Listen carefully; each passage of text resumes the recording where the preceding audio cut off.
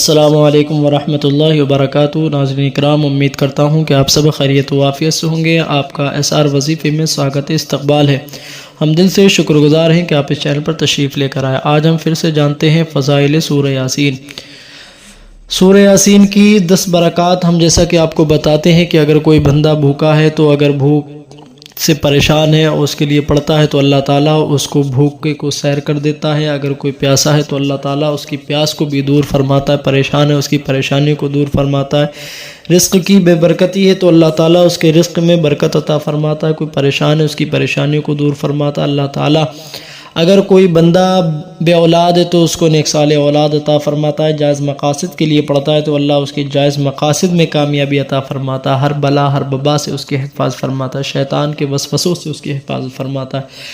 جناب رسول اللہ صلی اللہ علیہ وسلم نے ارشاد فرمایا کہ ہر ایک چیز کا دل ہوتا ہے، اسی طریقے سے سورہ قرآن عظیم کا دل سورہ یاسین ہے۔ اگر کوئی بندہ سورہ یاسین شریف کو پڑھتا ہے تو اس کو 10 قرآن مجید یعنی تہائی قرآن پڑھنے کا ثواب عطا ہوتا ہے۔ اگر کوئی بندہ پڑھتا ہے یا سنتا ہے تو اللہ تعالیٰ اس کو پڑھنے سننے کی دونوں برکتیں نصیب عطا فرماتا ہے۔ پڑھنے والے کے لیے بھی قرآن عظیم میں برکتیں، سننے والے کے لیے بھی برکتیں ہیں۔ تو جناب رسول اللہ صلی اللہ علیہ وسلم نے ارشاد فرمایا کہ تحقیق ہر چیز کے لیے دل ہے اور قرآن کا دل سورہ یاسین ہے۔ جو شخص پڑھتا ہے سورہ یاسین تو لکھتا ہے اللہ تعالیٰ پڑھنے والے کے حق میں ثواب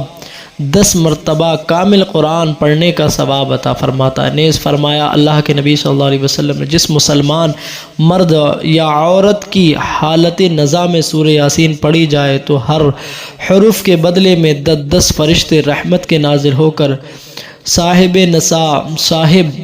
نزا کے سامنے صف باندھ کر کھڑے ہوں گے اور اس کے واسطے رحمت کی التجا کریں گے اور مغفرت کی التماس کریں گے اور اس کو نہلانے کے حاضر رہیں گے اور جنازے کے ساتھ چلیں گے۔ اللہ کے نبی صلی اللہ علیہ وسلم نے ارشاد فرمایا کہ اس سورت کو بہت پڑھا کرو کیونکہ اس میں بہت فائدے ہیں۔ شارحین نے اس حدیث کے شرح میں کہا ہے کہ اگر بھوکا خلوص دل سے حضور قلب سے اگر کوئی بندہ پڑھے گا تو اللہ اپنے فضل سے اس کی بھوک کو دفع فرما دے گا اور اللہ تبارک و تعالیٰ اس کی غیب سے مدد فرما دے گا۔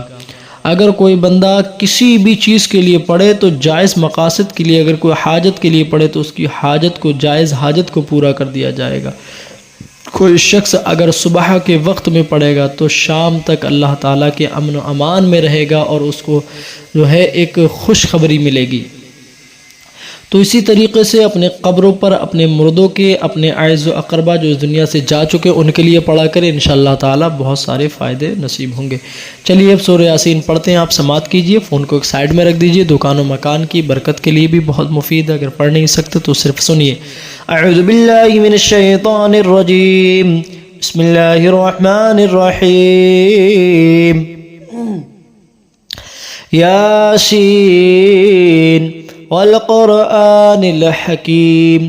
انک لمن المرسلین علی صراط مستقیم تنزیل العزیز الرحیم لتنذر قوما ما انذر آباؤهم فهم غافلون لقد حق القول على أكثرهم فهم لا يؤمنون إنا جعلنا في أعناقهم أغلالا فهي إلى الأذقان فهم مقمحون وجعلنا من بين أيديهم سدا ومن خلفهم سدا فأغشيناهم فهم لا يبصرون وسواء عليهم أنذرتهم أم لم تنذرهم لا يؤمنون إنما تنذر من اتبع الذكر وخشي الرحمن بالغيب فبشره بمغفرة وأجر كريم إنا نحن نحيي الموتى ونكتب ما قدموا وآثارهم وكل شيء أحصيناه في إمام مبين واضرب لهم مثلا أصحاب القرية إذ جاءها المرسلون إذ أرسلنا إليهم 2 فكذبوهما فعززنا بثالث فقالوا إنا إليكم مرسلون قالوا ما أنتم إلا بشر مثلنا وما أنزل الرحمن من شيء إن أنتم إلا تكذبون قالوا ربنا يعلم إنا إليكم لمرسلون وما علينا إلا البلاغ المبين قالوا إنا تطيرنا بكم لئن لم تنتهوا لنرجمنكم وليمسنكم منا عذاب أليم قالوا طائركم معكم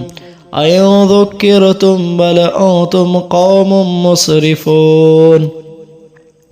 وجاء من أقصى المدينة رجل يسعى قال يا قوم اتبعوا المرسلين اتبعوا من لا يسألكم أجرا وهم مهتدون وما لي لا أعبد الذي فطرني وإليه ترجعون أتخذ من دونه آلهة إن يردني الرحمن بضر لا تغني عني شفاعتهم شيئا ولا ينقذون إني إذا لفي ضلال مبين إني آمنت بربكم فاسمعون قيل ادخل الجنة قال يا ليت قومي يعلمون بما غفر لي ربي وجعلني من المكرمين وما أنزلنا على قومه من بعده من جود من السماء وما كنا منزلين إن كانت إلا صيحة واحدة فإذا هم خامدون يا حسرة على العباد ما يأتيهم من رسول إلا كانوا به يستهزئون ألم يروا كما أهلكنا قبلهم من القرون أنهم إليهم لا يرجعون وإن كل لما جميع لدينا محضرون وآية لهم الأرض الميتة أحييناها وأخرجنا منها حبا فمنه يأكلون وجعلنا فيها جنات من نخيل وأعناب وفجرنا فيها من العيون ليأكلوا من ثمره وما عملته أيديهم أفلا يشكرون سبحان الذي خلق الأزواج كلها مما تنبت الأرض ومن أنفسهم ومما لا يعلمون وآية لهم الليل نسلخ منه النهار فإذا هم مظلمون والشمس تجري لمستقر لها ذلك تقدير العزيز العليم والقمر قدرناه منازل حتى عاد كالعرجون القديم لا الشمس ينبغي لها أن تدرك القمر ولا الليل سابق النهار وكل في فلك يسبحون وآية لهم أنا حملنا ذريتهم في الفلك المشحون وخلقنا لهم من مثله ما يركبون وإن نشأ نغرقهم فلا صريخ لهم ولا هم ينقذون إلا رحمة منا ومتاعا إلى حين وإذا قيل لهم اتقوا ما بين أيديكم وما خلفكم لعلكم ترحمون وما تأتيهم من آية ربهم إلا كانوا عنها معرضين وإذا قيل لهم أنفقوا مما رزقكم الله كفروا للذين آمنوا ونطعم من لو يشاء الله وطعمه إن أنتم إلا في ضلال مبين ويقولون متى هذا البعد إن كنتم صادقين ما ينظرون إلا صيحة واحدة تأخذهم وهم يخصمون فلا يستطيعون توصية ولا إلى أهلهم يرجعون ونفخ في الصور فإذا هم من الأجداث إلى ربهم ينسلون قالوا يا ويلنا من بعثنا من مرقدنا هذا ما بعد الرحمن وصدق المرسلون إن كانت إلا صيحة واحدة فإذا هم جميع لدينا محضرون فاليوم لا تظلم نفس شيئا ولا تجزون إلا ما كنتم تعملون إن أصحاب الجنة اليوم في شغل فاكهون هم وأزواجهم في ظلال على الأرائك متكئون لهم فيها فاكهة ولهم ما يدعون سلام قولا من رب رحيم وامتأذوا اليوم أيها المجرمون ألم أعهد إليكم يا بني آدم ألا تعبدوا الشيطان